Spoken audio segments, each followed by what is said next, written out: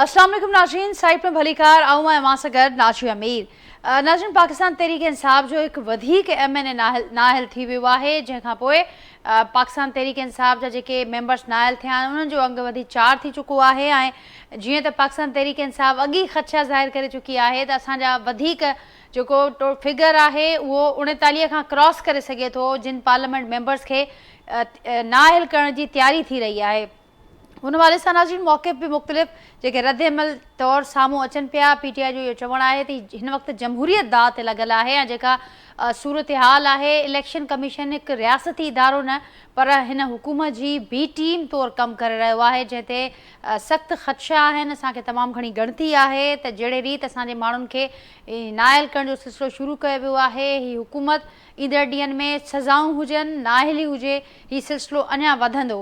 अॼु नाज़रीन सेनेट अंदरि ऑपोजिशन लीडर शिबली फराज साहब चीफ जस्टिस ऑफ पाकिस्तान या आफरीदी साहब के ख़त लिखी अपील कई आहे त ही आला अदलिया जो इहा बुनियादी ज़िम्मेवारी आहे त हू आइन जे जेको तहफ़ुज़ आहे उनखे मथां रखनि। पर हिन वक़्तु जेका सूरत हाल आहे, ख़ासि करे 9 मई वारे केसनि खां पोइ जेका कार्रवायूं शुरू थियूं आहिनि, जहिड़े हिसाब सां ही मामला नज़र अचनि पिया, पुलिस जो जेको किरदारु आहे, प्रोसिक्यूशन जे किरदार ते बि ॻाल्हायो वियो आहे ऐं उन सां गॾोगॾु ॼाणायो वियो आहे त शाहिदनि खे जहिड़े रीति चेंज कयो पियो वञे ऐं जेको अदालतुनि जो वक़्तु आहे 3 वॻे खां राति जे 4 वॻे ताईं अदालतूं लॻनि थियूं, त हीअ समूरी सूरत हाल तमामु घणी ॻणती जोगी आहे। आइन जे हवाले सां बि तमामु घणी उन जे हवाले सां बुनियादी इंसानी हक़ बि पामाल थियनि पिया। असां इहा अपील था कयूं त हिकु ग़ैर जानिबदारानी जेका जांच आहे हिन मामले ते उहा थियणु घुरिजे ऐं शफ़ाफ़ ट्रायल खे यकीनी बणायो वञे। उन खां सवाइ नाज़रीन 5 अगस्त वारे एहतजाज जे हवाले सां पाकिस्तान तहरीक इंसाफ जो इहो चवणु आहे त असांजी तयारी मुकमल आहे, पर हुकूमत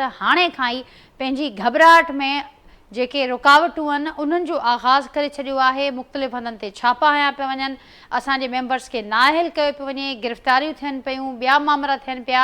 हीअ हुकूमत हाणे खां ई तमामु घणे प्रेशर में आहे। ॿिए पासे हुकूमत जो इहो मौक़िफ़ आहे त को मोमेंटम किथे बि नज़र कोन पियो अचे ऐं असांजी ॻाल्हि बिल्कुलु वाज़े आहे त कंहिं तौरु पाकिस्तान तहरीक इंसाफ खे 9 मई या 26 नवंबर खे ॿीहर वरजाइण न ॾिनो वेंदो। नाज़रीन, कहिड़े रुख ते ही मामला अॻियां वधंदा ईंदड़ ॾींहंनि में उन ते गुफ़्तगू कंदासीं। जेको पैनल मूंसां गॾु मौजूदु आहे गुफ़्तगू जे लाइ, उनजो तारुफ़ सां कराईंदसि। मूंखे जॉइन कयो आहे अॼु के पैनल में गुफ़्तगू जे लाइ पाकिस्तान पीपल्स पार्टी जा सीनियर अॻवान आहिनि ज्ञानचंद साहब, वीडियो लिंक ज़रिए हिन प्रोग्राम जो हिसो आहिनि। मूंसां गॾु हिन प्रोग्राम में शरीक आहिनि मुस्लिम लीग नून जो सीनियर अॻवान आहिनि सोरठ थेबो साहिबा, ऐं कुझु देरि में पाकिस्तान तहरीक इंसाफ जा सीनियर अॻवान आहिनि जमाल सिद्दीकी साहब, उहे पिणु हिन प्रोग्राम में मूंखे जॉइन कंदा। अवां ॿिन्ही खे भलीकार, अवां ॿिन्ही जी महिरबानी, मां गुफ़्तगू जे लाइ वक़्तु कढियो। ज्ञानचंद साहब, अवां खां गुफ़्तगू जो आगाज़ कयां थी। अॼु ख़त बि लिखियो आहे शिबली फराज साहब, मुंहिंजो ज़िक्र कयो इंट्रो में, उन खां सवाइ बि रद्द अमल साम्हूं अचे पियो त हिन वक़्तु PTI ॼाणाए पई त जमहूरियत दाव ते लॻल आहे। जेको सिलसिलो शुरू कयो वियो आहे उहो तमामु ख़तरनाक नतीजा ॾींदो ऐं ॼाणे वाणे अहिड़ो माहौल पैदा कयो पियो वञे PTI जे लाइ जंहिंमें हू साह खणण जहिड़ा न रहिया आहिनि। छा चवंदो मां? ॾिसो, PTI वारा तो ही नायल हुआ जेको पार्लियामेंट में हिननि जी चङी ख़ासी अक्सरियत हुजण जे बावजूदि बि हिननि पार्लियामेंट मां इस्तीफ़ा ॾिनियूं। हिन वटि 2 सूबाई हुकूमतूं हुयूं, उन्हनि तां इस्तीफ़ाऊं ॾेई अची रोडनि ते वेही रहिया ऐं रोडनि ते बि को ॿूटो न ॿारे सघिया, को मोमेंटम पैदा न करे सघिया। ऐं वरी जेकॾहिं आया त 9 मई जो वाक़ो थी वियो, या इस्लामाबाद आया त इस्लामाबाद में बि उन्हनि को पुरअमन जमहूरी तरीक़े सां एहतजाज न कयो, न कोई मोमेंटम पैदा करे सघिया। सो पर हाणे जेकॾहिं कंहिं सियासी बुनियाद ते हू नाहिल थींदा हुजनि त यकीनन उन्हनि जा ख़दशात जाइज़ आहिनि। पर हिननि ॼाणी वाणी पंहिंजे कागज़ात खां वठी पंहिंजे जेके बि फॉर्म भरिया हुआ उन्हनि में इहे गुंजाइशूं रखियूं, छाकाणि त ही त को पॉलिटिकल प्रोसेस मां हिननि वॾी मुश्किलातनि खे, वॾनि चैलेंजनि खे मुंहुं ॾेई पॉलिटिकल हिननि स्पेस न ठाही। ही त लाडला थी आया, हिननि खे विहारियो वियो, हिननि खे सहूलियतूं ॾिनियूं वियूं, बावजूदि हिन जे जो हुननि वटि अक्सरियत न हुई। पोइ असांजे जहांगीर तरीन खे जहाज़ घुमियो ऐं हिननि जी गवर्नमेंट ठही, उहा बि संभाले ई न सघिया। तो पर हिकु जमहूरी पार्टी जे कारकुन हुजण जी हैसियत में या हिकिड़े जमहूरी सोच रखंदड़ माण्हू जी हैसियत में ऐं सम्झां थो त कंहिंखे बि नाहिल ईअं न करणु खपिजे जीअं हुनखे ख़दशात हुजनि ऐं हुनखे वाक़ई मैंडेट मिलियल हुजे पर पंहिंजे कानून ते अमल करण बि ज़रूरी आहे। सो PTI वारनि जो त कमु आहे त हू रुॻो इहो फितरूबाज़ी कनि, मुल्क में अदम इस्तेहकाम पैदा करण जे लाइ कोशिशूं वठनि था या इन क़िस्म जो माहौल खे हू बरक़रार रखणु था चाहिनि त असीं कंहिं बि सूरत में असांखे असां सां ज्यादती पई थिए जॾहिं त ही हुजनि हिननि जा जेको लीडर आहे इमरान ख़ान उनखे समूरियूं उहे सहूलियतूं मिलियूं आहिनि जेके हिकिड़े आम कैदी खे न आहिनि, जेके ॿियनि पॉलिटिकल पार्टीज़ जे लीडर्स खे कॾहिं न मिलियूं उहे समूरियूं सहूलियतूं हुननि खे मिलियल आहिनि। कोर्ट्स में ही आज़ादु आहिनि, हिननि जा वॾा वॾा वकीलनि जा पैनल ठहियल आहिनि, उहे बि पंहिंजे हक़ीक़तनि खे त नथा लिकाए सघनि न। हिकिड़े पासे ही पंहिंजो कूड़ जेको आहे उहो सच साबित करणु था चाहिनि, ॿिए पासे सबूत मौजूदु आहिनि। 9 मई ते चवनि था त हीअ असां कयो ई कोन्हे, जंहिंजा वीडियोज़ मौजूदु आहिनि ऐं हिननि जे सभई हरकात जेके आहिनि उहे रिकॉर्ड थियल आहिनि। इन क़िस्म जी सूरत हाल आहे। उनमें हिननि खे खपे त हू जमहूरी तरीक़े सां पार्लियामेंट जे अंदरि वेहनि। इन क़िस्म जी का सूरत हाल आहे त पार्लियामेंट में उनखे खणनि बजाए हिनजे जो हिननि जो त चीफ जस्टिस खे ख़त लिखियो आहे सिर्फ़ु ख़बर ठाहिण जे लाइ, अदरवाइज़ त हिननि जो तरीक़ेकार त इहो रहियो आहे त असीं एस्टेब्लिशमेंट सां ॻाल्हाईंदासीं, एस्टेब्लिशमेंट असांखे जेकी चवे सो कंदासीं। तो ही के सियासी माण्हू तौरु अमली कोन पिया कनि, उन करे हिननि जा इहे ख़दशात बि हिकिड़ा हवाई तवाई ख़दशात मूंखे लॻनि था ऐं हिन को पॉलिटिकल अमल तौरु या पॉलिटिकल जमहूरी इक़्तिदार खे मज़बूत करण वारी हिननि जी ॻाल्हि कोन्हे को। ठीकु ज्ञानंद साहब जी, ज्ञानंद साहब जमाल सिद्दीकी साहब असांखे हीअं जॉइन कयो आहे, अव्हांखे बि भलीकार जमाल साहब मूंसां गॾु सोरठ थेबो साहिब ऐं ज्ञानचंद साहब मौजूदु आहिनि। ज्ञानचंद साहब जी जी त असां पीपुल्स पार्टी हमेशह कोशिशि कई आहे त मुख़्तलिफ़ पॉलिटिकल पार्टीज़ सां उहे इक़्तिदार में हुजनि या इक़्तिदार खां ॿाहिरि हुजनि, उहे हिकिड़े सिस्टम जो हिसो आहिनि। सवाइ अपोज़िशन जे गवर्नमेंट जेको आहे उहा बि जमहूरी गवर्नमेंट नथी चई सघे। ज्ञानचंद साहब PTI तरीक़ेकार ते एतिराज़ पियो उथारे त 9 मई जे केसनि जे हवाले सां जेको हींअर तरीक़ेकार आहे उन में हू पुलिस ऐं प्रोसिक्यूशन जे किरदार ते ॻाल्हाइनि था त उहो जानिबदाराणो ऐं दॿाउ ते ॿधल नज़र अचे पियो। हू ॼाणाइनि था त जेको केसनि जो इंदिराज आहे, जेके शाहिदियूं आहिनि उन्हनि सां छेड़छाड़ थिए पई। हू ॻाल्हाइनि पिया त अदालतुनि जो जेके वक़्तु जेके नज़र अचनि पिया, कंहिं महिल राति 3 वॻे ताईं अदालतूं हलनि थियूं, 4 वॻे ताईं अदालतूं हलनि थियूं। ही अव्हां सम्झो पिया त ही जेके ख़दशा आहिनि इहे इन्हनि में को वज़न आहे या अव्हां सम्झो पिया त ही बि बेबुनियाद आहिनि? 3 बजे 4 बजे ताईं अदालतूं हलणु यकीनन आम हालात में त सुठी ॻाल्हि कोन्हे, पर मख़सूस हालात में कंहिं बि वक़्त में अदालतूं खुलंदियूं आहिनि ऐं खुलंदियूं रहियूं आहिनि। ऐं हिननि जा जेके बि राइट्स आहिनि उन्हनि खां असीं इनकार नथा कयूं, पर ही पंहिंजे राइट्स अवेल करण जे लाइ बि पाण बि हिकिड़ा जमहूरी माण्हू थी अचनि न। इंसानी हक़नि जो हिननि खे बि ख़्यालु हुजणु खपे न। ही सोशल मीडिया ते वियनि, ट्विटर ते वियनि, किथे वियनि, हिननि कॾहिं कंहिंजी इज़त नफ़्स जो ख़्यालु कयो आहे? ही कहिड़े क़िस्म जूं हरकतूं हिननि जो अचनि थियूं तव्हांजे सभु सॼी मीडिया जे फॉर्मनि ते, त जेसिताईं पाण ही जमहूरी माण्हू न थींदा तेसिताईं हिननि जी दावा बज़ाते खोखली थी लॻे त भई असांखे ठीकु पॉइंट टेकन। ज्ञानचंद साहब सोरठ थेबो साहब अव्हां छा ऐड कंदो जेका ॻाल्हि ते ज्ञानचंद साहब कनि पिया त जेसिताईं ही पाण सियासी अमल में जी ॻाल्हि नथा कनि ऐं पार्लियामेंट जो हिकिड़ो फॉरम मौजूदु आहे PTI वटि, पर उन खां पोइ बि जेकॾहिं हू पाण ख़्यालु न कंदा त पोइ दावाऊं खोखलियूं हूंदियूं? महिरबानी नाजा, पहिरीं ॻाल्हि त बिल्कुलु ज्ञानचंद साहब सही थो चवे त जॾहिं पार्लियामेंट मौजूदु त पार्लियामेंट जे अंदरि जेको आहे इहे इशूज़ खणी सघनि था, पर हिननि खे पार्लियामेंट शुरू खां वठी उनखे अहमियत ॾिनी कान्हे। पर उहा पार्टी आहे जेका दौर में जहिड़े नमूने सां राणा जेको आहे सो राणा ते केस हलायो वियो, जहिड़े नमूने सां साउद रफ़ीक ते हलायो वियो, जहिड़े एहसन इक़बाल साहब ते हलायो वियो, असांजे क़ाइद मियां नवाज़ शरीफ़ खे सज़ाऊं ॾिनियूं वयूं, उहे चवनि त अहिड़े क़िस्म जी ॻाल्हि उहे था कनि जेके पंहिंजे दौर में नाइंसाफ़ी ऐं उहो जेको बाबा डेम वारो जज हूंदो उन कहिड़े नमूने सां कलूर कया न रुगो जमूरियत सां पर पार्टी लीडरनि सां वर्करनि खां वेंदे सभिनी खे तशदुद उहे जे कहिड़े क़िस्म जूं ॻाल्हियूं कनि था। वरी नाए मई जो जेको केस थियो जेको इदारनि ते हमला थिया विया जेके इदारनि ते हमला थिया उहो उन्हनि जा त सबूत मौजूदु आहिनि। ही का लिख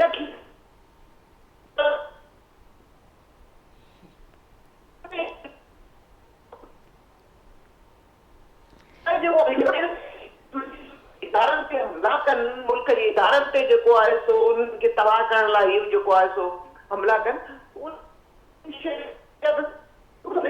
ॻाल्हि था कनि कहिड़ी अदालत जी ॻाल्हि था कनि। ही त अदालतूं केस हलाइनि थियूं पोइ कॾहिं राति बि थी वेंदी आहे हिननि जे दौर में बि रातियूं थी वेयूं कोर्टुनि खे रातियूं थींदियूं आहिनि ॾींहं थींदा आहिनि ॾींहं जो बि फ़ैसिला ईंदा आहिनि।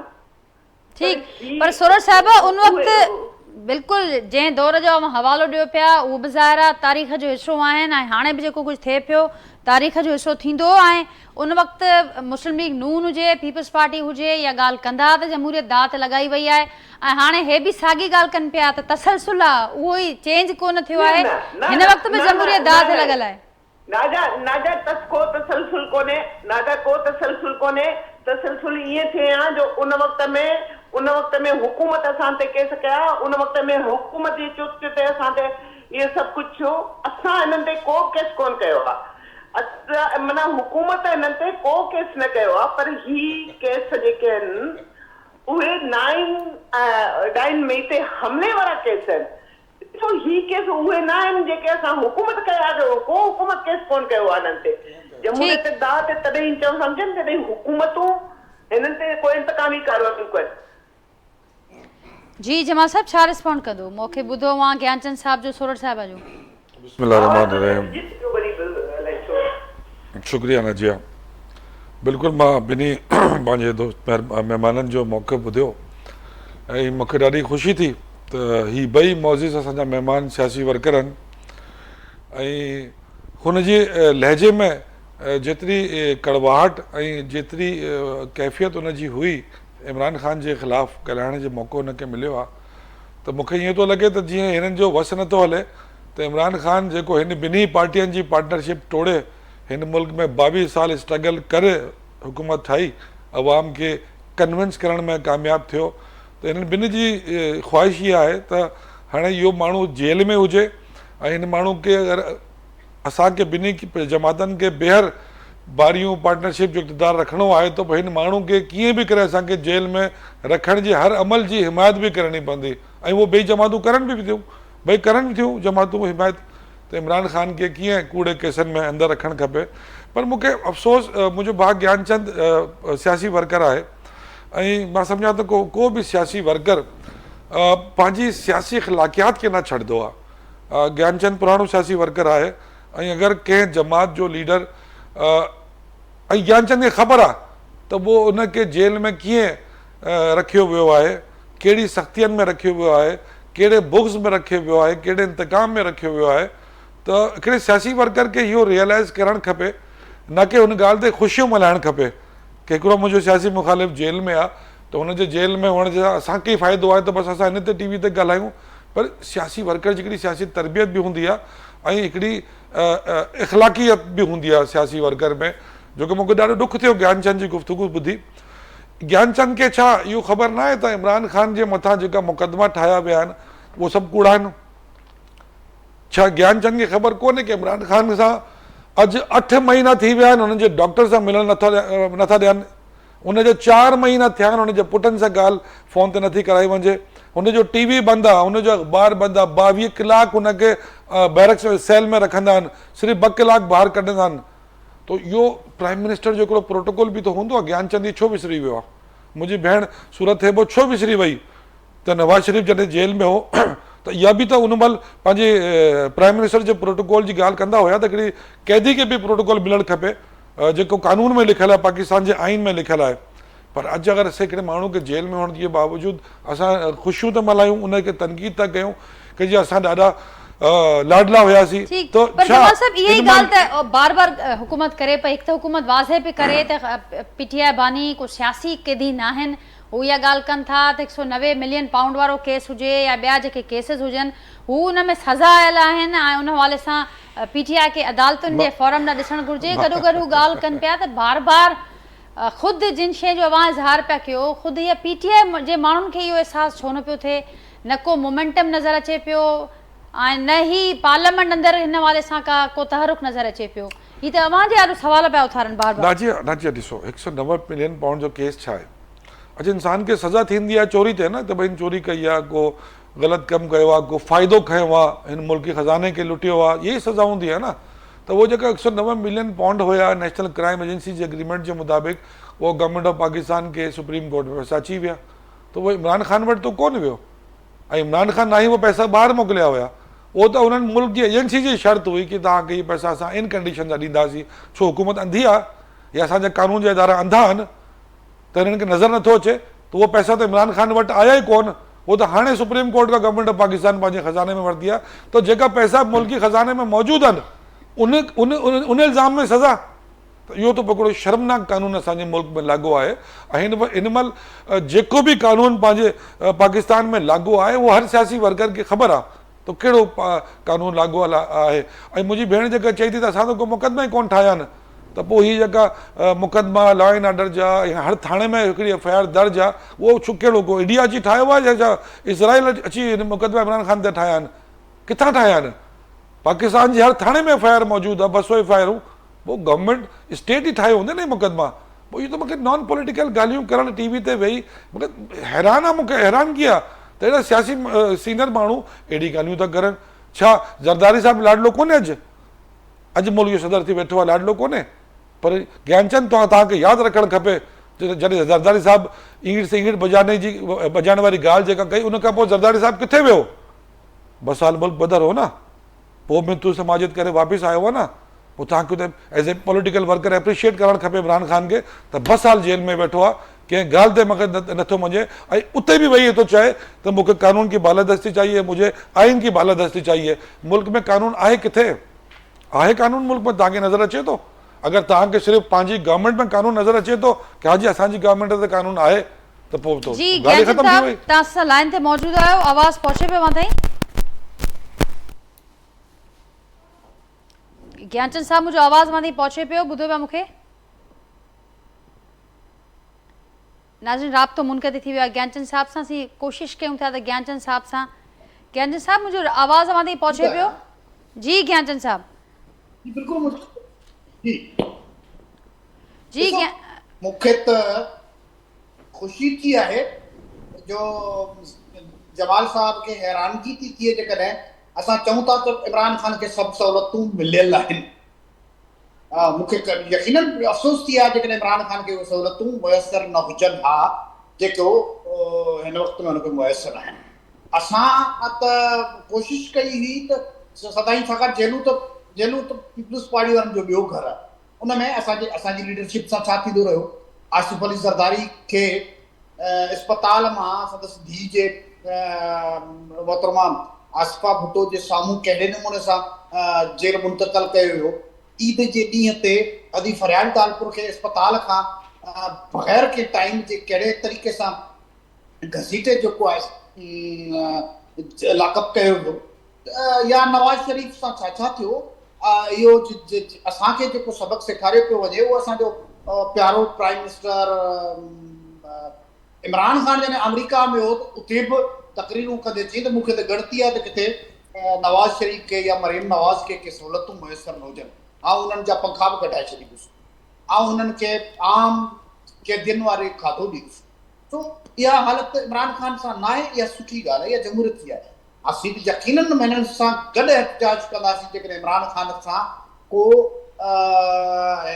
मावराए कानून रवैयो रखियो वञे या उन सां को तशद्दुद थिए। असांजी लीडरशिप ते त तशद्दुद बि थींदा रहिया आहिनि। ज्ञानचंद 22 कलाक सेल में रखण कानून आहे। ज्ञानचंद भाउ 22 कलाक सेल में रखण कानून तो ना है ना। 8 महीना पंहिंजे डॉक्टर सां परे रहण कानून आहे। भुट्टो जो कत्ल केस बि कोर्टनि जे थ्रू जो ऐं असां कोर्टनि मंझां ई हुनखे बेॾोही साबित करायो, हुनखे शहादत डिक्लेयर कराईसीं। सो असां ख़ुशि न आहियूं हिन मुल्क जे लॉ एंड ऑर्डर, हिन मुल्क जे कंडक्ट ऑफ डेमोक्रेसी जेका आहे या जहिड़े क़िस्म जो सिस्टम पियो हले हुन मां असां बि ख़ुशि न आहियूं। पर उनजो मक़सदु इहो न आहे त उहो अब्रो सब्रो जेको सिस्टम आहे उनखे लपेटे छॾियूं ऐं चऊं त इहो छाकाणि त पार्लियामेंट में इमरान ख़ान कोन्हे उनखे एस्टेब्लिशमेंट सां ॻाल्हाईंदासीं, छाकाणि त इमरान ख़ान बाय वोट नथो पार्लियामेंट में अची सघे, उनखे एस्टेब्लिशमेंट जो उन्हनि खे साथ ॾिए त उहो अचे। असांजो हिकिड़ो निमाणो वर्ज़ आहे त सियासी वर्कर तौरु असांजो हिकिड़ो सुठो नौजवाननि जो ग्रुप आहे जेको इमरान ख़ान खे फॉलो थो करे, वॾो तइदाद आहे जेको इमरान ख़ान खे फॉलो थो करे। उन्हनि खे बजाए इन्हनि पेटी इशूज़ में लॻाइण जे मुल्क जी भलाई जे लाइ छो न इस्तेमालु कजे, जमहूरियत जी भलाई जे लाइ छो न इस्तेमालु कजे।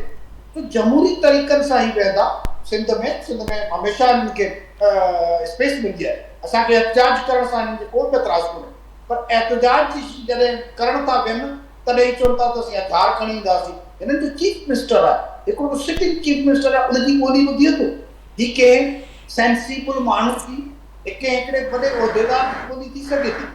ठीक, पर ज्ञानचंद साहब जॾहिं सेनेट जी चूंड थिए थी त उते एडजस्टमेंट थी सघे थी, ॻाल्हियूं थी सघनि थियूं उन ई साॻे चीफ मिनिस्टर सां जंहिंजी ॿोली जो अवां ज़िक्र कयो पिया, त पोइ अॻियां हली करे जेके ॿिया मामला आहिनि बि पाण बार बार ॻाल्हि कयो पिया त उन बजाए जो हिन यूथ खे कंहिं ॿिए पासे लॻाइजे, पेटी इशूज़ ॾे का कंस्ट्रक्टिव को पासो ॻोल्हिजे, त उन ॾिस में जेको हुकूमत जो बुनियादी कमु हुजे थो इनिशिएट करणु ॻाल्हियुनि खे या ओहिड़ो माहौल ठाहिणु, अव्हां खे नज़र अचे पियो अव्हां गॾु आहियो मुस्लिम लीग नून सां हिन हुकूमत वारे समूरे अमल में, अव्हां खे नज़र अचे पियो या ख़ुदि पीपल्स पार्टी या मुस्लिम लीग नून अहिड़ो को माहौल ठाहिण में कामयाब थियूं आहिनि जंहिंमें ॻाल्हियूं थी सघनि?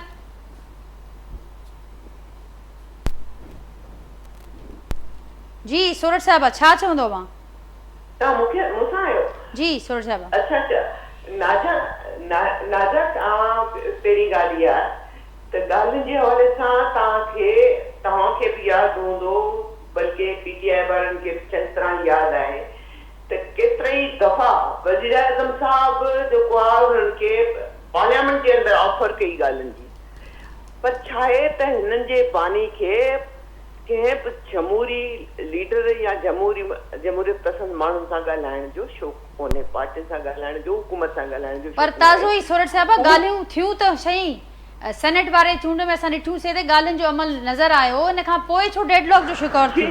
जी जी बिल्कुलु ॻाल्हियुनि जो अमल नज़र आयो, पर हू कॾहिं बि जेको आहे सो इन सेनेट में जेको आहे न हुननि खे कंहिं पंहिंजो फ़ाइदो को नज़र अचे पियो त हुन में तव्हां ॻाल्हि कई, हुननि ॻाल्हि कई, हुननि खे इजाज़त मिली त जेको आहे सो असांजो मुराद सईद खे चूंडाइजे या कंहिंखे चूंडाइजे त ॻाल्हि कई, पर हिते हू जमहूरियत जे तसलसल खे बहाल रखण लाइ कॾहिं बि ॻाल्हियूं चाहिनि नथा। हू चाहिनि था त असांजूं ॻाल्हियूं थियनि बि जनरलनि सां, असांजूं ॻाल्हियूं बिल्कुलु जेको आहे उन्हनि खां सवाइ कंहिं बि जमहूरियत पसंदि माण्हू सां थियण लाइ उन्हनि जे बानी खे कोई शौक़ु कोन्हे को।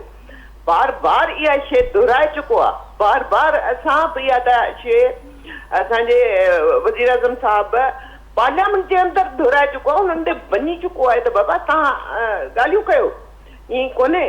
अपोजिशन लीडर सां मिली करे हुननि खे ऑफर कई आहे, केतिरा दफ़ा ऑफर कई आहे त तव्हां जेको आहे सो ॻाल्हियूं कजनि, अचो त ॻाल्हियूं कयूं, पर तव्हां सभिनी खे पूरे पाकिस्तान खे दुनिया खे ख़बर आहे त ॻाल्हियुनि जे ज़रिए हू चाहिनि कोन था। बाक़ी रही ॻाल्हि सियासी केस, जीअं तव्हां चयो त सियासी केस त हिकिड़ो बि हिननि ते कोन्हे के न, 9 मिलियन पाउंड जा जेको केस आहे जंहिंजा सबूत पका आहिनि, चोर जा पकड़ियल पैसा उन्हनि ते शेयर वठी वरी उन ई चोर खे वापसि कया विया, हिन पका सबूत आहिनि, 100 दफ़ा सबूत उन्हनि जा साम्हूं आहिनि सभिनी जा। कोई ईअं कूड़ा केस जीअं असांजे लीडर ते कया विया, जीअं मुल्क जे वज़ीर आज़म ते कूड़ा केस हणी ऐं हुनखे वज़ीर आज़मशिप तां हटायो वियो, हिकु 22 करोड़ उन वक़्त जे 22 करोड़ आवाम जे चूंडियल वज़ीर आज़म खे जेको आहे जो कूड़नि केसनि तां हटायो वियो, वज़ीर नवाज़ शरीफ़ साहब खे, उनजी न्याणी खे जेल में विधो वियो, उन्हनि जी केतिरनि काबीना जे मिनिस्टरनि ऐं वर्करनि साथियुनि खे जेल में विधो वियो। हिन वक़्तु न ते को बि सियासी केस न आहे। ठीकु आहे, मां ॻाल्हि खे अॻियां वधाईंदमि सूरज साहिबा। जमाल साहिब हाणे जी जमाल साहिब हाणे जेका ॻाल्हि हिते बार बार थिए पई ऐं ॻाल्हियुनि जो जेको सिलसिलो नज़र आयो, सूरज साहिबा चवनि पियो त जिते पीटीआई खे फ़ाइदो नज़र अचे थो या पंहिंजो को नुक़सानु आहे त पोइ ॻाल्हियुनि में बि वेही था रहनि, अदरवाइज़ पोइ ॻाल्हियुनि खां ठुप जवाब आहे ऐं ॼाणाइनि था त असीं सियासी माण्हू सां न ॻाल्हाईंदासीं। ॾिसो नाजिया, अगरि मुंहिंजी भेण सम्झे थी त हिन जो प्राइम मिनिस्टर एॾो बाइख्तियार आहे की उन सां गुफ़्तगू कयूं ऐं उन वटि गुफ़्तगू जो सोल्यूशन आहे त पोइ त हुन सां ॻाल्हि करे सघूं था। पर इहे सूरत साहिब ऐं ज्ञानचंद मुंहिंजा भाउ टीवी ते ऑन एयर चवनि की हा मुंहिंजो प्राइम मिनिस्टर शहबाज़ शरीफ़ एॾो बाइख्तियार आहे की हुन वटि मसइले जो सोल्यूशन आहे, त पोइ त ॻाल्हि ख़तमु थी वई, पोइ त गुफ़्तगू थी सघे थी।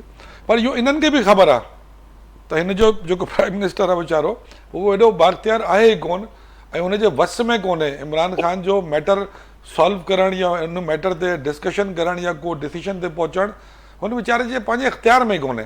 त पोइ माण्हू छा चवंदो त जंहिंजो इख़्तियार आहे पोइ उन सां ई ॻाल्हायूं न, पोइ छो टाइम ज़ाया कयूं।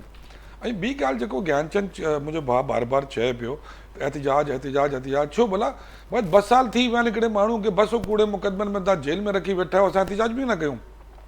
असांजो इहो आइनी कानूनी जमहूरी हक़ कोन्हे की असां एहतिजाज न कयूं। असां कंदासीं एहतिजाज, 5 अगस्त ते बि कंदासीं एहतिजाज, हर रोज़ु कंदासीं एहतिजाज जेसिताईं असांजो लीडर, असांजो सरबराह, असांजी पार्टी जो चीफ, मुल्क जो साबिक़ वज़ीर आज़म जेसिताईं बाइज़त बरी नथो थिए। छा बिलावल जरदारी साहब अगरि गिरफ़्तार थिए हा तव्हां घर में वेठा हुजो हा, तव्हां बि एहतिजाज कयो आहे न, त पोइ इन ते गुफ़्तगू करण ई बेकार आहे न की कंहिं पार्टी जो लीडर अंदरि आहे तव्हां चयो था त हीअं कयो हूअं कयो, पार्लियामेंट में ॻाल्हायो। भई कहिड़ी पार्लियामेंट में ॻाल्हायूं? जंहिं पार्लियामेंट जी 180 सीटूं मुंहिंजी हुयूं उन पार्लियामेंट में शहबाज़ शरीफ़ प्राइम मिनिस्टर आहे 17 सीटनि ते। तव्हां हिन ॻाल्हि खे इंडोर्स कंदव, तव्हांजी लीडरशिप इंडोर्स कंदी आहे। कहिड़ी पार्लियामेंट जी ॻाल्हि था कयो? उन पार्लियामेंट में असांजी ॻाल्हि ॿुधे थो केरु? असांखे त ॻाल्हाइण जो पूरो मौक़ो बि नथो मिले उन पार्लियामेंट में। उहो पार्लियामेंट जेकी असांजी हुई उन पार्लियामेंट ते को ॿियो माण्हू अची कब्ज़ो करे वेठो आहे, उन पार्लियामेंट में इमरान ख़ान जे टॉपिक ते ॻाल्हि थींदी? ॻाल्हि करणु ॾींदा? तव्हांजो स्पीकर माइक खुलियल छॾंदो? आरटीएस विहारण वारा political worker you have to इल्ज़ाम रियलाइज नथा आणी सघनि। आरटीएस विहारण वारा अहिड़े क़िस्म जो इल्ज़ाम नथा आणी सघनि। अदी मुंहिंजी भेण ॾिसो ये तो मुंहिंजी भेण ये हिकिड़ी सियासी बहस आहे, उहो त सुबुह 5 बजे ते हलंदी। अगरि असां बहस ई कंदासीं त सुबुह ताईं हलंदी आहे बहस। पर जेका रियलिस्टिक ॻाल्हियूं आहिनि उन्हनि खे रियलाइज़ करणु खपे कि तव्हांजी गवर्नमेंट 17 सीटनि ते हुकूमत ठाहे वेठी आहे। केरु खटियो आहे, केरु हारियो आहे, हर सियासी वर्कर खे ख़बर आहे, हर टीवी एंकर खे ख़बर आहे। हीअ का ढक छुपी ॻाल्हि थोरी आहे। ठीकु, पर जमाल साहिब जेका ॻाल्हि अवां कई त जॾहिं हिननि वटि इख़्तियार कोन्हनि त पोइ असीं टाइम छो वेस्ट कयूं? त पोइ सेनेट में छो टाइम वेस्ट कयो वियो, उते छो ॻाल्हियूं थियूं? हू ॼाणाइनि था त जिते पीटीआई खे पंहिंजो को फ़ाइदो नज़र अचे पियो या पीटीआई खे नज़र पियो अचे त हाणे ही सीटूं हथ मां वञनि थियूं, सूबो बि हथ मां वञे थो ऐं चीफ मिनिस्टर जे अगेंस्ट बि तमामु घणा चार्जिस आहिनि, पार्टी अंदरि खोड़ इख़्तिलाफ़ आहिनि। पोइ हिन जे करे हाणे उहो हर पार्टी में हूंदा आहिनि इख़्तिलाफ़। कंहिं पार्टी में नून लीग में कोन्हनि छा? शहबाज़ शरीफ़ ऐं नवाज़ शरीफ़ ॿई अलॻि अलॻि पासे वेठा आहिनि, त उहो इख़्तिलाफ़ हर जाइ ते हूंदा आहिनि। पीपल्स पार्टी में बि आहे, हिनजी लीडरशिप में पाण इख़्तिलाफ़ आहे। उहो इख़्तिलाफ़ त ख़ैर एॾो वॾो मैटर कोन्हे। पर ॾिसो जेतिरी KPK में असांजी प्रोविंशियल असेंबली जी सीटूं हूंदियूं एतिरा ई सेनेटर असांजा ईंदा। असां को हिननि खे पंहिंजो सेनेटर को MP कोन ॾिनो, हुननि को असांखे पंहिंजो MP कोन ॾिनो, त हुन में गुफ़्तगू छा? मूंखे त जेतिरी जंहिंजी सीटूं हूंदियूं ओतिरा सेनेटर ईंदा आहिनि। इन में कहिड़ो इशू आहे? बाक़ी अगरि KPK में हिननि खे तकलीफ़ इहा आहे त अगरि हिकिड़ी सूबे में हुकूमत आहे ऐं हुते असांजी स्ट्रेंथ बि घणी आहे त हिननि जी कोशिशि इहो आहे त हुन सूबे खां बि हिन जी गवर्नमेंट खसे वठूं, को साज़िश कयूं, को न को मगर ड्रामो कयूं। तव्हां वटि 63 सीटूं आहिनि, असां वटि 93 सीटूं आहिनि, मगर एतिरो वॾो डिफरेंस आहे। तव्हां पूरा 5 साल कोशिशि कंदो तॾहिं बि KP गवर्नमेंट कोन करंदी। जी ज्ञानचंद साहब छा चवंदो? एहतिजाज हक़ आहे सभिनी जो ऐं जेकॾहिं हुकूमत खे न पियो लॻे त को पीटीआई को मोमेंटम क्रिएट करे सघी आहे त पोइ ही घबराहट छो आहे हुकूमत खे? ॾिसो असांखे इवन हुकूमत खे बि का घबराहट कोन्हे। जेकॾहिं ही पुरमन तौर ते एहतिजाज कनि त असां बि गवर्नमेंट खे मजबूर कंदासीं त उन्हनि खे एहतिजाज करणु ॾिनो वञे। पर हाणे उन्हनि माण्हुनि खे छा कजे? हाणे जमाल साहिबु असांजो मोतबर दोस्त आहे, हू थो चए त असांजूं 180 सीटूं हुयूं, जेके जॾहिं ही इमरान ख़ान वज़ीर आज़म हो तॾहिं बि कोन हुयूं। ऐं जॾहिं जेतिरियूं सीटूं हुयूं ही असेंबलियूं त हलो तव्हांजे फार्म 47 जूं थियूं, पर उहो RTS वारी असेंबली में त हिननि जी हुई न, हिननि जी गवर्नमेंट बि ठाहे ॾिनी वई, पाण न संभाले सघिया त उनजो ॾोह कंहिं ते ॾींदा। सो जेकॾहिं सिर्फ़ु नफ़ाज़ी करणी आहे चैनल्स ते वेही, हक़ीक़तनि तरफ़ नाहे अचो, पोइ त ठीकु आहे। ही 180 था चवनि, असीं पीपुल्स पार्टी वारा चऊं था त असां अच्छा हलो 180 न आहे, ठीकु आहे, मां तव्हांजी ॻाल्हि ॿुधी। ज्ञान भाउ भाॼन मां तव्हांजी ॻाल्हि मञी, असांजी 180 सीटूं न आहिनि, पर इहो तव्हां चओ टीवी ते त शहबाज़ शरीफ़ पंहिंजी मेजोरिटी सां हुकूमत ठाही आहे, इहो तव्हांखे चवणो पवंदो पोइ टीवी ते चओ कि शहबाज़ शरीफ़ जी मेजोरिटी जनवन आहे। जी जवाब मुकम्मल कयो ज्ञानचंद साहब। जनवन जेको आहे उहो पधरो आहे, RTS वेठो, जागीरदारनि जो जहाज़ हलियो, उन वक़्त में नून लीग जी पंजाब में सिंगल लार्जेस्ट पार्टी नून लीग हुई, उनजे बावजूद तव्हांजी गवर्नमेंट ठही। तो ये त तारीख़ जो हिस्सो आहिनि न, त उन वक़्त में त तव्हांखे सभु कुझु ठीकु पिए लॻो, ऐं तव्हां हिकिड़े पेज वारा हुया, तव्हांजा बहितरीन जिन जर्नलिस्ट खे अॼु तव्हां गद्दार वेठा चओ, उहे जर्नलिस्ट तव्हांजा त बिल्कुलु हमनवा हुआ, तव्हांजा हिकु पेज ते ज़बरदस्त कोऑर्डिनेशन सां हुकूमतूं पिए हलियूं। सो असां वरी बि चऊं था, असां हिननि हालतनि में मुकमल डेमोक्रेसी न आहे इहो मञींदे चऊं था त असांखे डेमोक्रेटिक माण्हुनि खे हिक ॿिए सां गॾिजी वेहणु खपजे, जेके इशूज़ आहिनि उन्हनि खे सॉल्व करण जे लाइ पार्लियामेंट तरफ़ वञे। 18 तरमीम ताईं अॼु ताईं अमल आहे थियो, पर असां हिकिड़ी 18 तरमीम आंदी, उन ते अमल करण जे लाइ अॼु बि कोशिशि वठूं पिया। सो हिकिड़ो कानून ठहे, उन ते अमल थियणु ॿियो मरहलो आहे। त जेकॾहिं तव्हांखे शिकायत आहे, असांखे बि शिकायत आहे, ॿियनि नून लीग वारनि खे बि शिकायत हूंदी, ख़ैबर पख्तूनख्वा में उन्हनि खे वोट करणु कोन ॾिना विया, त असां सिस्टम खे बहितर कयूं, ऐं सिस्टम बहितर थींदो पार्लियामेंट जे थ्रू। पार्लियामेंट में वेठा आहियो, हिक ॿिए खे ॿुधो, हिक ॿिए खे ॿुधायो, के ॿिए खे ॿुधो, हिक ॿिए खे कन्वेंस करियो या कन्वेंस थियो। दलीलनि सां कहिड़ी शइ कोन थी सघे। बाक़ी रोडनि ते रस्तनि ते जमहूरी असां एहतजाज कया आहिनि, असां मारूं बि खाधियूं, पर अमृतनि जे ख़िलाफ़, उहे नाजाइज़ हुकूमतनि जे ख़िलाफ़। हिन वक़्त में हिकिड़ी इलेक्टेड हुकूमत आहे, तव्हांखे एतिराज़ थी सघे थो त उन्हनि में दांधलियूं आईंदे इलेक्शन में दांधलियूं खे रोकण जे लाइ कुझु कजे। ज्ञानचंद भाउ इहो इलेक्टेड हुकूमत आहे? मुंहिंजा भाउ हर जॻह ते दांधलियूं थियूं आहिनि। छा ख़ैबर पख्तूनख्वा में दांधलियूं न आहिनि थियूं? छा हींअर जेका सेनेट जी इलेक्शन पाण में मुख़्तलिफ़ पार्टियुनि सां ठीक, त वे फॉरवर्ड छा अवां जीअं ॻाल्हि कई त सिस्टम खे बहितर करणो पवंदो, जंहिं ते सभिनी खे एतिराज़ आहे ऐं हर भेरे ई एतिराज़ साम्हूं अचे थो, त उहो साम्हूं छो न पियो अचे, उन बहितरीअ जे ॾिस में कंहिं क़दम छो न पिया कया वञनि? सूरज साहिब छा ऐड कंदो हुन में?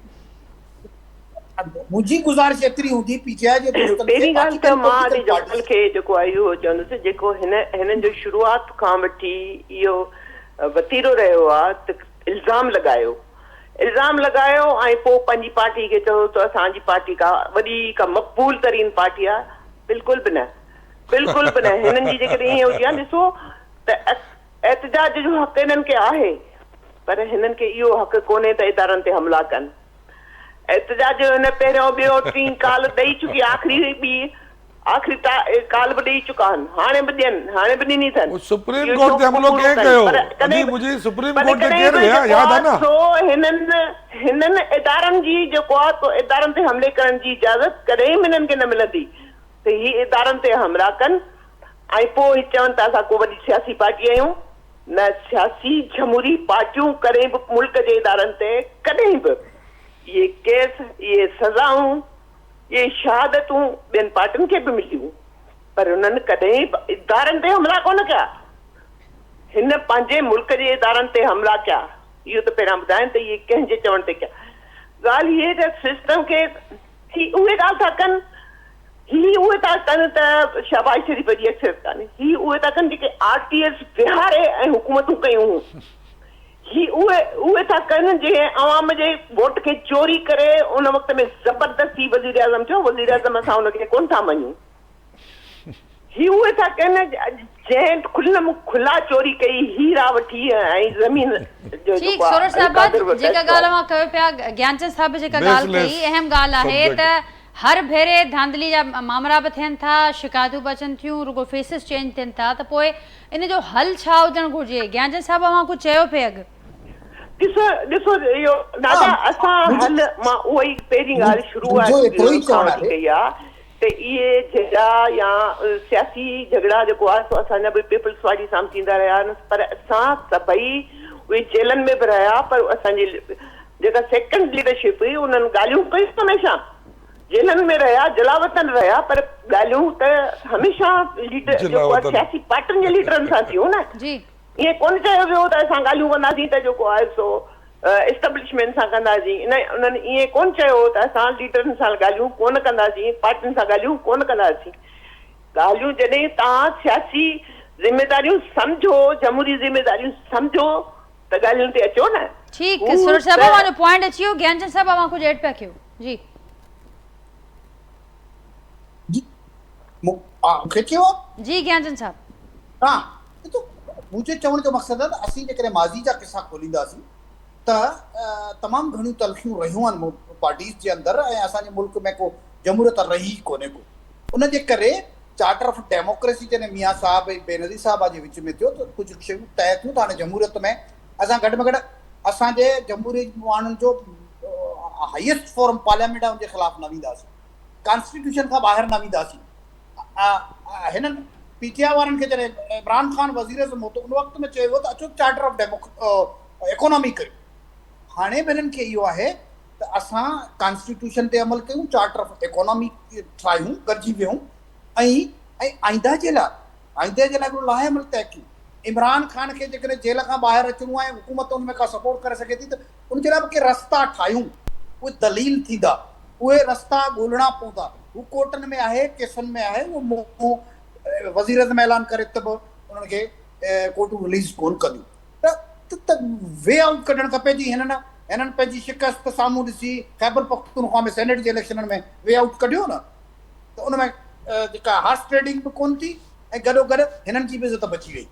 अदरवाइज त सूरत जेका हुई ठीक को विचो रस्तो कढणो पवंदो पाकिस्तान तहरीक इंसाफ खे। जमाल साहब फाइनल कमेंट वांजो वक्त पूरो पियो थिए प्रोग्राम जो। जी फाइनल कमेंट वांजो। न जी ॾिसो, जेसि ताईं पाकिस्तान में पॉलिटिकल स्टेबिलिटी न ईंदी, ही मुल्क में इकोनॉमिकल स्टेबिलिटी भी कोन ईंदी। पॉलिटिकल स्टेबिलिटी जे लाइ जेको पहिरियों क़दम हूंदो आहे उहो गवर्नमेंट खणंदी आहे। अच्छा, अगरि गवर्नमेंट सिर्फ़ु इंतकामी कार्रवाइयूं करे, सियासी मुखालफ़िन के FIRूं करे, उनखे जेलनि में बंदि करे, इन कम में लॻी पई हूंदी त पोइ फ़ाइदो कोन्हे। पोइ ठीकु आहे, गवर्नमेंट हुकूमत करे पई त ही शर्तनि तां लहणो पवंदो। जेकॾहिं को रस्तो जी ख़ैबर पख्तूनख्वा में विचों रस्तो कढियो वियो, ॿियनि हंधनि ते बि वे आउट निकिरी सघे थो। नाजिया ॾिसो, अगरि गवर्नमेंट इंट्रस्टेड हुजे हा त गवर्नमेंट हिकिड़ी कमेटी ठाहे आहे जेको PTI जी क़यादत सां वेहे आहे, डिस्कशन करे आहे, PTI क़यादत पंहिंजा पॉइंट ऑफ व्यू ॾिए आहे त भई ही मुक़दमा कूड़ा आहिनि, ही कूड़ा आहिनि, ही ग़लति आहे, ही सही आहे। हिकिड़ी फाइंडिंग रिपोर्ट्स गवर्नमेंट ताईं पहुचे आहे ऐं उन में पोइ गवर्नमेंट जो हिकिड़ो क़दम हुजे की हा भई ठीकु आहे, 200 मां असां ही 150 कूड़ीअ फायर हुन असां ही 150 ख़तमु था कयूं, हलो बाक़ी 50 ते केस हलनि पिया, ठीकु आहे, असां हुननि खे हलायूं था, त पोइ असांखे बि लॻे थो त हा यार इहा पॉलिटिकल मुक़दमा हुया ऐं गवर्नमेंट अंडरस्टैंड कयो आहे। अच्छा, अगरि तव्हां हिकिड़ो क़दम बि अॻियां न वधंदो, 2 साल थी विया आहिनि, 750 ॾींहं थी विया आहिनि, इमरान ख़ान जेल में आहे, गवर्नमेंट हिकिड़ो क़दम बि अॻिते न वधी आहे, पोइ उन जो मतिलबु छा आहे? पोइ असां वटि त हिकिड़ो ई ऑप्शन आहे त असां एहतिजाज कंदासीं, पुरअमन जमहूरी एहतिजाज असांजो हक़ आहे। अगरि गवर्नमेंट ऐं गवर्नमेंट जे इत्यादी इन ॻाल्हि जो तमाशो ॾिसण जे लाइ वेठा आहिनि, सिर्फ़ु इमरान ख़ान ते तनक़ीद करण जे लाइ वेठा आहिनि, त पोइ ठीकु आहे, भले तनक़ीद करनि, असां अकेले आहियूं न, पर अलहमदुलिल्लाह हिकिड़ी लार्जेस्ट पार्टी आहियूं। ऐं मुंहिंजी भेण जेका चए थी PTI को लार्जेस्ट पार्टी कोन्हे, त हिकिड़ो इमरान ख़ान जे बग़ैर हिकिड़ो जलसो करण जी इजाज़त ॾेई छॾे सिर्फ़ु गवर्नमेंट, जिन कराची कायदे जे मज़ार ते या लाहौर पंहिंजो मज़ार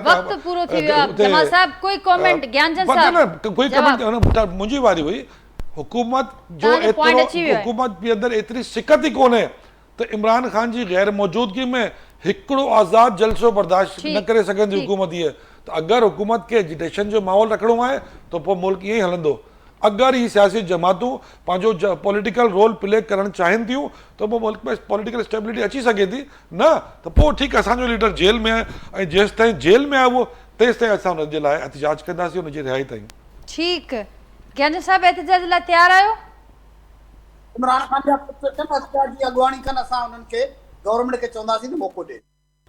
इमरान ख़ान अकेलो ई काफ़ी अंदरि वही, ठीक एहतिजाज करण जे लाइ। जमाल साहब वरी महिरबानी मुंहिंजी ज्ञानचंद साहब सूरत थेबो साहिबा नाज़रीन गुफ़्तगू मां ॿुधी पंहिंजे फीडबैक सां आगाह कजो। सुभाणे मां सां मुलाक़ात थींदी तेसिताईं ॾींदा इजाज़त। अल्लाह हाफ़िज़।